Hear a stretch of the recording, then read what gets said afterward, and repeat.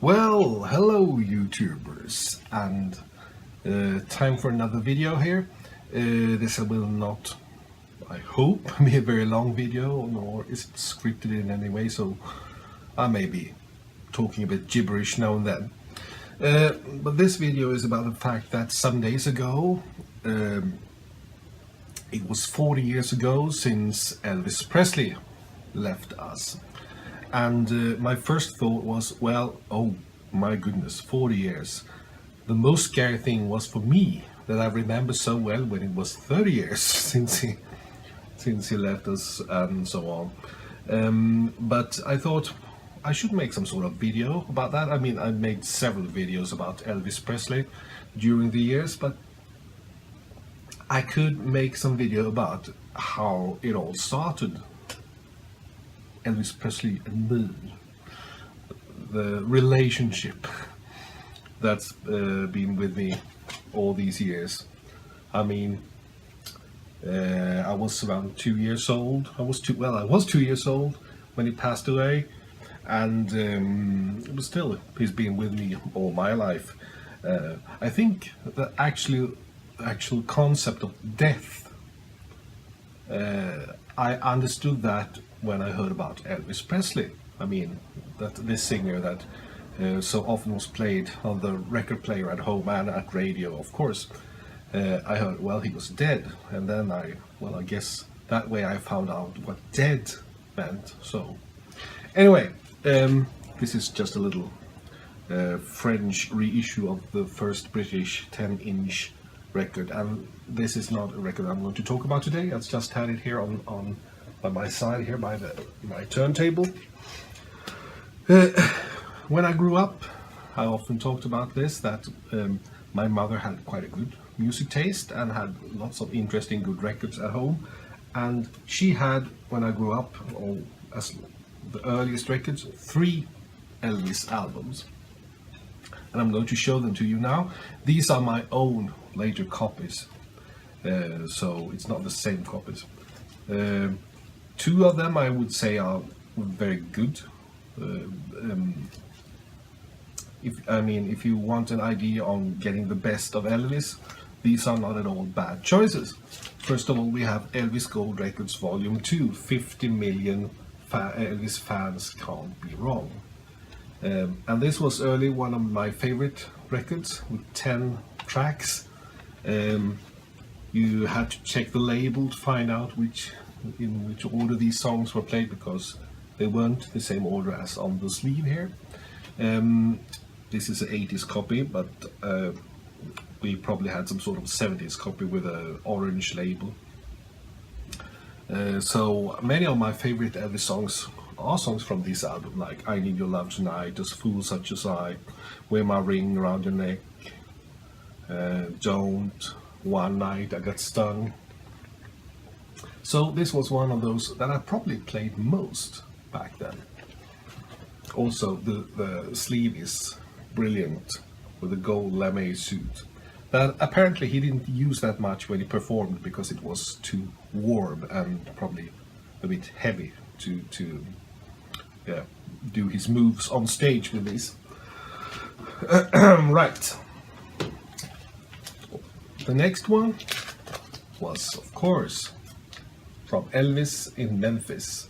The record that I still think is probably his best album of all time, from 1969, with songs like Where That Love Don't Look, Power of My Love, Long Black Limousine.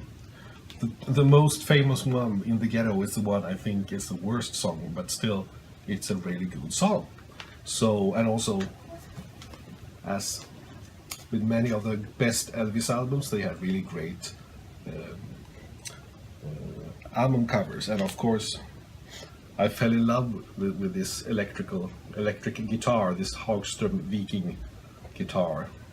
And many years later, I got my own, same color. Alright, the third one is probably a bit more odd when we talk about Elvis records, because there are so many Elvis records that were issued during his lifetime. I think over 50 records. But this is Elvis Sings Flaming Star. And this was from, this is a British copy, no, it's a German copy. This was first issued as a record that was issued together with the Singer Sewing Machine Company. I think it's called Singer Presents Elvis Sings Flaming Star. But then it was reissued on the RCA Camden label, which was a bit of a well, budget label. Not that long playing time and a very weird mix of songs.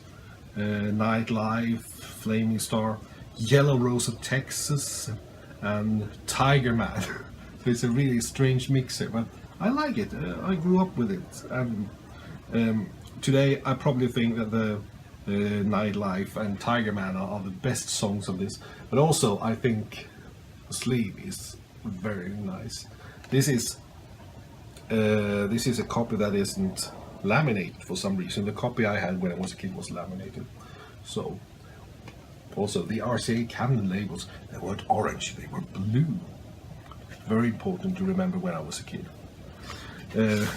Yeah, this is the yeah. So those three were the ones that I don't recall my mother ever buying, but they were there in the record collection. Then after a while, some more records were added. And the first record, Elvis record that was mine, I got, I think it was maybe the Christmas of 1979, 1980, something like that.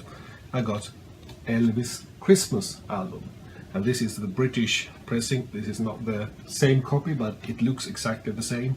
On RCA Camden, British pressing from 1970 with electronically created stereo. So with Christmas songs, of course. Also, this is a bit of a weird thing, but the first time I actually tried to read anything in English was when I tried to read the text here on the back sleeve. But of course I didn't understand that well, that much, because it was still maybe 2 or 3 years before I started reading or learning English in school. I think I was in 3rd grade or something like that. So this was my first Elvis record.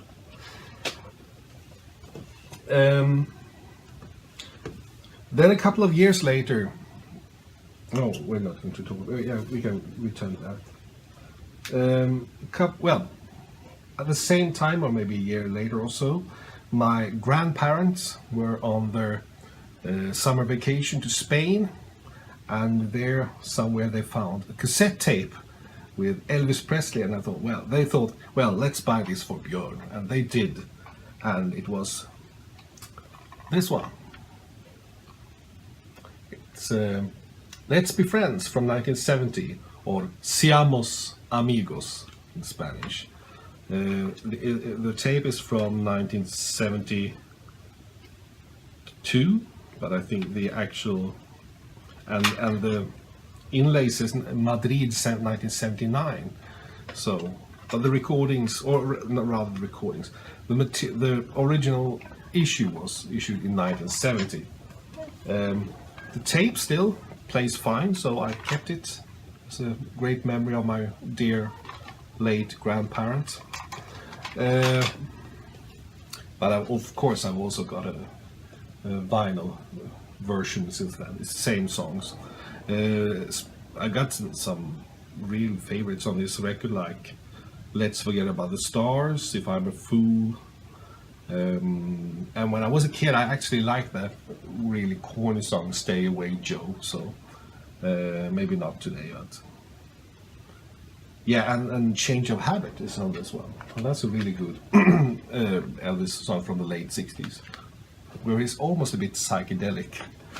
Yeah, so this is another of these RCA Camden issues. So not long. I mean, the playing time isn't that long, but fun record. Okay, yeah, I was going to say, I think this, when it was my 11th birthday, I got this one, Elvis Christmas album. And when I first got it, I thought, well, I already have an Elvis Christmas album, but it's with another sleeve. But this is, of course, a more accurate reissue of the 1957 Elvis album. I didn't have that many clues about the Elvis Presley discography back then, and who can blame me? It's a very weird and complicated path to walk to try to understand that. So this is in green vinyl, and it was issued in 85, because there were lots of talk then, because if Elvis had been alive, it would have been his 50th birthday. I remember that because there were lots of Elvis on the radio, lots of new Elvis reissues, and lots of Elvis. I even remember a radio program, Swedish radio, where they listed the best, I think it was 30 or 25, no, probably 25 best Elvis songs. I think it was Jailhouse Rock that was at the top there. Anyway, so this is a record that I pick up every Christmas to play, and very fond of it still. And the big Elvis breakthrough came when my mother got the very good idea to buy this 7 LP box, 100 Super Rocks, where it focused on his up-tempo, rockier material. And I think this was when I was really hooked, when I listened to this one. And I mean, look at the box, it's amazing. And this golden drawing with Elvis Presley in gold. 7 records with material from the mid-50s to early 70s, the rockier material, and which is, in my view, his best material. So there's been lots of Elvis records since then. There's no artist that I have more records with than Elvis Presley, and but this was how it all started. So if you managed to follow this whole video up until now, thank you for watching and have a great day.